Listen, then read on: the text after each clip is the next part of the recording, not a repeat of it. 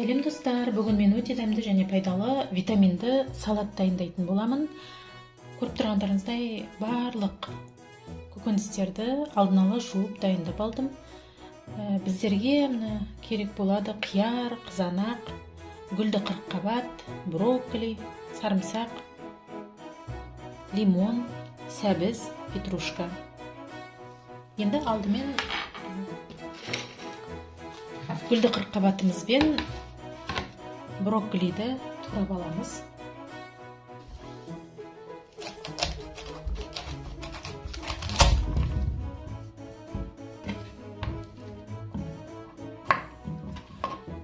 Бөлшектеп аламыз. Ыңғайлы болу үшін.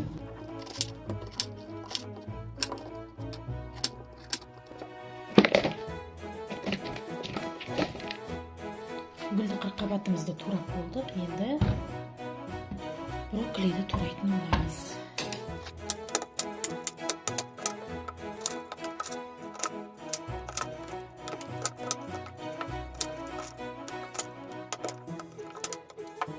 Барлығын турап болдық. Енді гүлді қырыққабатымызбен брокколиді 2 минутқа қайнатып аламыз. Енді қайнатып аламыз. Брокколи мен гүлді қырыққабат қайнағанша басқа ингредиенттерімізді турап дайындап аламыз. Қиярды кубик етіп, ірі етіп тураймыз. Салатымыз кейін суы шығып кетпес үшін. Және де ірі болып тұрса, салатымыз әдемі көрінеді.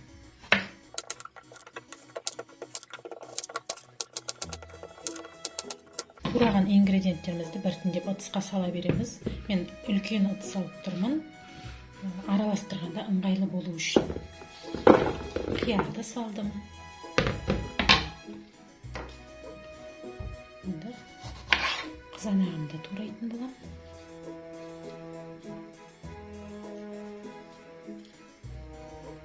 Қызанақты да ірі етіп тураймыз.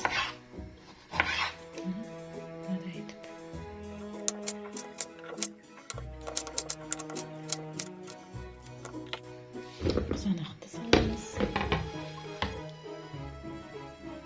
Сәбізді алдын ала кішкене қайнатып алдым. До конца пісірмейміз. Шамалы қайнатып аламыз. Содан кейін сәбізді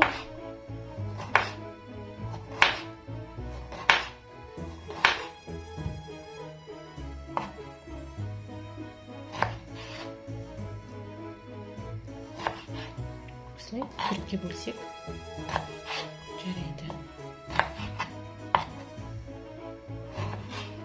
Егер бұдан жіңішке сәбіз болып жатса, 2-ге бөлсеңіздер де болады.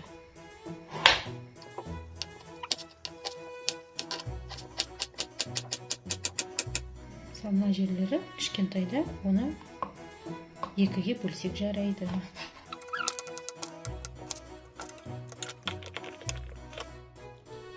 Гүлді қырыққабатымызбен брокколиміз 2 минуттай қайнады.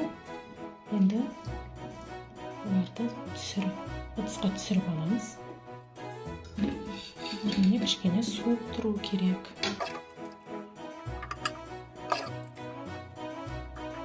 Гүлді қырыққабатымызбен брокколиміз суығанша соус дайындап аламыз. Біздерге қажет болады.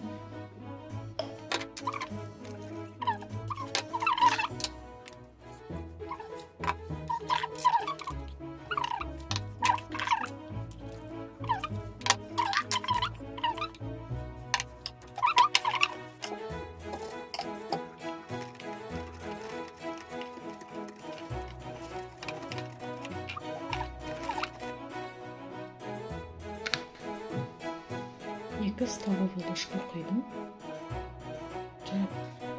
Соусымызды араластырамыз.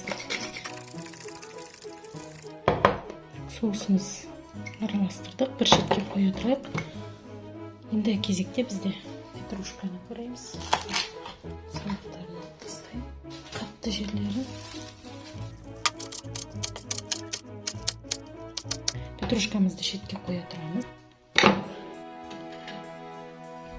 үсті қырыққабат пен брокколиді араластырамыз.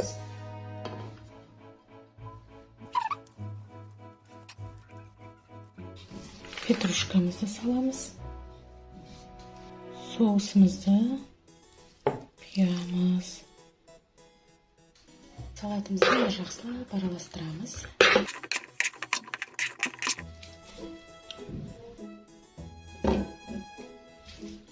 Салатымызды жақсылап араластырдық.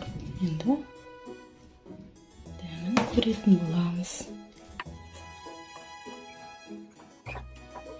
Қараңыздаршы, қандай яркий, сочный болып шықты салатымыз.